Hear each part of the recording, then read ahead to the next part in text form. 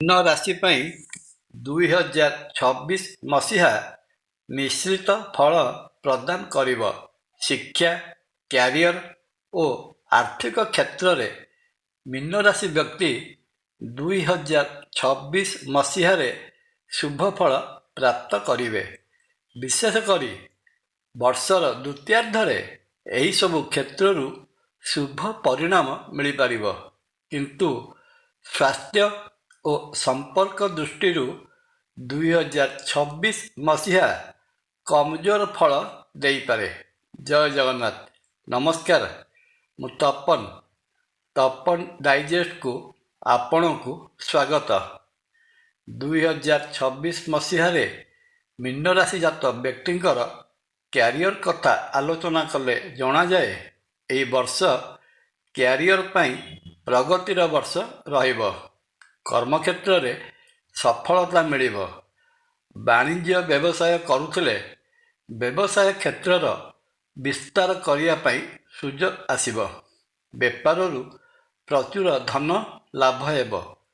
କିନ୍ତୁ ମୀନ ରାଶିରେ ଶନି ମହାଗ୍ରହ ଅବସ୍ଥାନ କରିଥିବାରୁ ତଥା ଏହି ସମୟରେ ଶନି ସପ୍ତା ଭୋଗ ହେଉଥିବାରୁ ବେପାର କ୍ଷେତ୍ରରୁ ହେଉଥିବା ଆୟ ବିଳମ୍ବରେ ହସ୍ତଗତ ହେବ ଏବଂ ବେପାର କ୍ଷେତ୍ରରେ କଠିନ ପରିଶ୍ରମ କରିବାକୁ ପଡ଼ିପାରେ।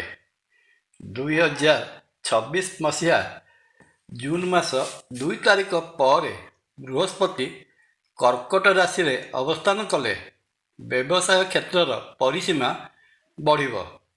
ନୂତନ ପ୍ରକାରର ବାଣିଜ୍ୟ ବ୍ୟବସାୟ ଆରମ୍ଭ କରିବେ। ବେପାର କ୍ଷେତ୍ରରେ ସୁନାମ ଅର୍ଜନ କରିବେ। କିନ୍ତୁ ବ୍ୟବସାୟରେ ଇନଭେଷ୍ଟମେଣ୍ଟ କରିବା ପୂର୍ବରୁ ଭାବିଚିନ୍ତି ନିଷ୍ପତ୍ତି ନେବେ। ବର୍ଷର ଶେଷ 2 ମାସ ବ୍ୟବସାୟ କ୍ଷେତ୍ର ପାଇଁ ସାମାନ୍ୟ ଧରଣର ଫଳ ପ୍ରଦାନ କରିବ। ମୀନ ରାଶି ଜାତ ବ୍ୟକ୍ତି ଚାକିରି କରୁଥିଲେ ବର୍ଷର ପ୍ରଥମାର୍ଦ୍ଧରେ ଚାକିରିରେ ପ୍ରମୋସନର ଯୋଗ ରହିଅଛି। ମୀନ ରାଶିର ଦଶମ କର୍ମଭାବ ଉପରକୁ ଉଭୟ ଶନି ଓ ବୃହସ୍ପତିଙ୍କର ଦୃଷ୍ଟି ରହୁଥିବାରୁ କର୍ମକ୍ଷେତ୍ରରେ ପ୍ରଶଂସା ଓ ନିନ୍ଦା ଉଭୟ ଏକ ସାଙ୍ଗରେ ମିଳିବ। ଉପରିସ୍ଥ ଅଧିକାରୀ ଆପଣଙ୍କ କାମର ପ୍ରଶଂସା କଲେ ମଧ୍ୟ କେହି ସହକର୍ମୀ ଆପଣଙ୍କ ପଛରେ ଷଡ଼ଯନ୍ତ୍ର ରଚନା କରିପାରନ୍ତି। ଏପରିକି ଆପଣଙ୍କ ବିରୁଦ୍ଧରେ ବେନାମୀ ଅଭିଯୋଗ ଆଣିବାର ସମ୍ଭାବନା। 2026 ମସିହା ବର୍ଷରେ ପ୍ରମୋସନ ସହିତ ଶନିଙ୍କ ପ୍ରଭାବରୁ କର୍ମକ୍ଷେତ୍ରରେ ବଦଳି ହେବାର ମଧ୍ୟ ଯୋଗ ରହିଅଛି। ବର୍ଷରେ ମୀନ ରାଶି ପାଇଁ ନୂତନ କର୍ମନିଯୁକ୍ତି ପାଇବା ସମ୍ଭାବନା।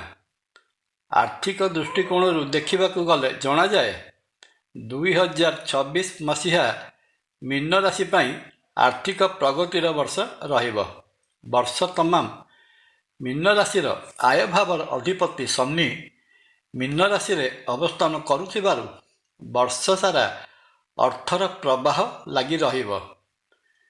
2026 ମସିହାର ଦ୍ୱିତୀୟାର୍ଦ୍ଧରେ ମୀନ ରାଶି ଅଧିପତି ବୃହସ୍ପତିଙ୍କର ସ୍ଥିତି ମୀନ ରାଶି ପାଇଁ ଠିକ୍ ରହୁଥିବାରୁ ଏହି ସମୟରେ ଅର୍ଥର ପ୍ରାଚୁର୍ଯ୍ୟ ଦେଖାଯିବ।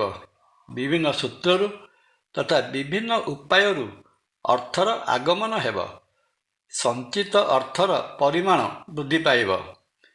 ପୂର୍ବରୁ ବିଭିନ୍ନ ଆର୍ଥିକ ସଂସ୍ଥାମାନଙ୍କରେ କରିଥିବା ଅର୍ଥ ନିବେଶରୁ ବଡ଼ ଧରଣର ଆର୍ଥିକ ମୁନାଫା ବା ରିଟର୍ଣ୍ଣ ପାଇପାରିବେ।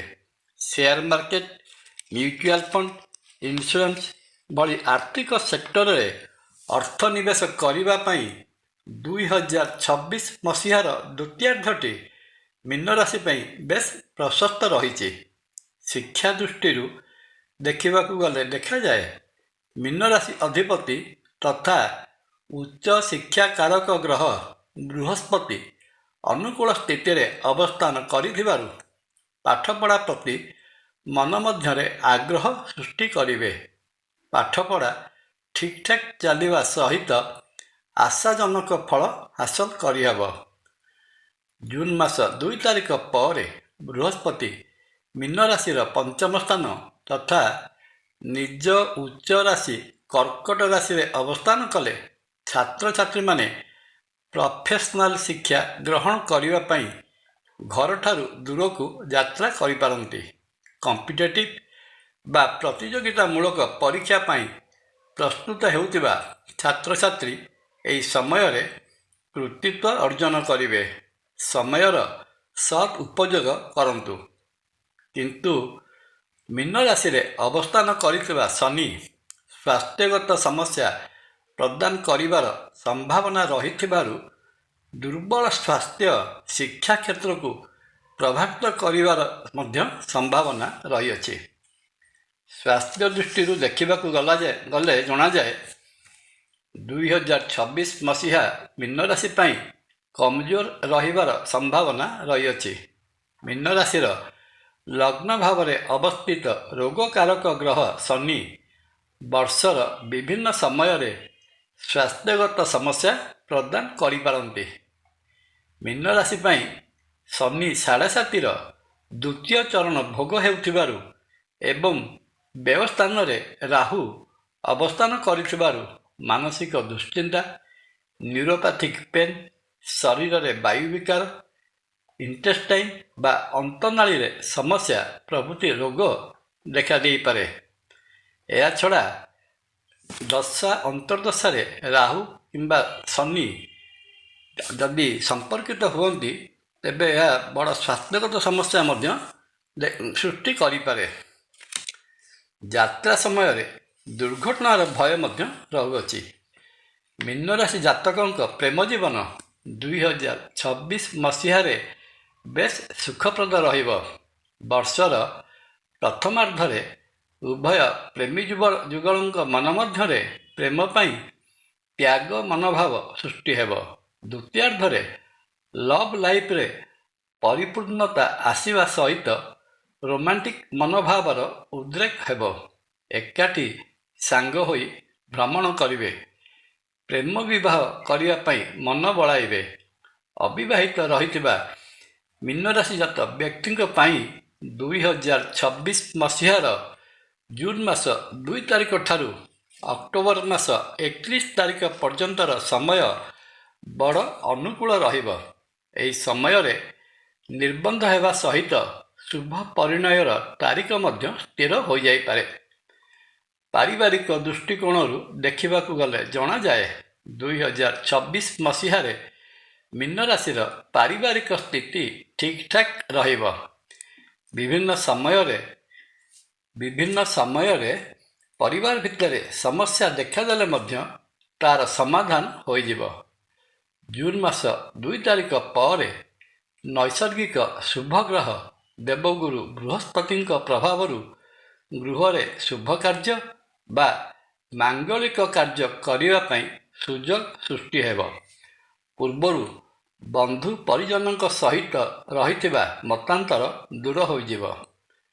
ଘରେ ଓ ପରିବାରରେ ଆଧ୍ୟାତ୍ମିକ ଓ ଧାର୍ମିକ ଉତ୍ସବ ଅନୁଷ୍ଠିତ ହେବ। କୁଟୁମ୍ବ ଭାବର ଅଧିପତି ମଙ୍ଗଳ ଘର ମରାମତି ବା ନିର୍ମାଣ କାର୍ଯ୍ୟ କରିବାରେ ସହାୟକ ହେବେ। ବର୍ଷର ପ୍ରଥମାର୍ଦ୍ଧରେ ଦାମ୍ପତ୍ୟ ଜୀବନରେ ସାମାନ୍ୟ ମତାନ୍ତର ସୃଷ୍ଟି ହେବାର ସମ୍ଭାବନା ରହିଥିବା ବେଳେ ବର୍ଷର ଦ୍ୱିତୀୟାର୍ଦ୍ଧରେ ହସଖୁସି ଭରା ସମୟ ରହିବ। ସପରିବାର ଦେବଦର୍ଶନ ଅଥବା ତୀର୍ଥାଟନ ପାଇଁ ଯାତ୍ରା କରିବେ। ଏ ତ ଗଲା ମୀନ ରାଶି ପାଇଁ 2026 ମସିହାର ବାର୍ଷିକ ରାଶି ଫଳ। ବର୍ଷଟିରେ ରହିଥିବା ଅଶୁଭତ୍ୱକୁ ଦୂର କରି ଶୁଭ ଫଳ ପାଇବା ନିମନ୍ତେ ଦେବଦେବ ମହାଦେବଙ୍କ ପାଖରେ ପୂଜାର୍ଚ୍ଚନା କରନ୍ତୁ, ଶିବାଭିଷେକ କରାନ୍ତୁ।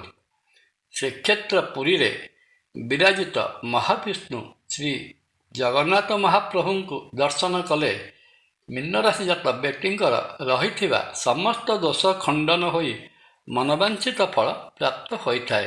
ଜୟ ଜଗନ୍ନାଥ। ନମସ୍କାର। ଭିଡ଼ିଓ ଭଲ ଲାଗିଲେ ଲାଇକ୍, କମେଣ୍ଟ, ସବସ୍କ୍ରାଇବ୍ ଓ ସେୟାର କରିବା ପାଇଁ ଅନୁରୋଧ। ତପନ।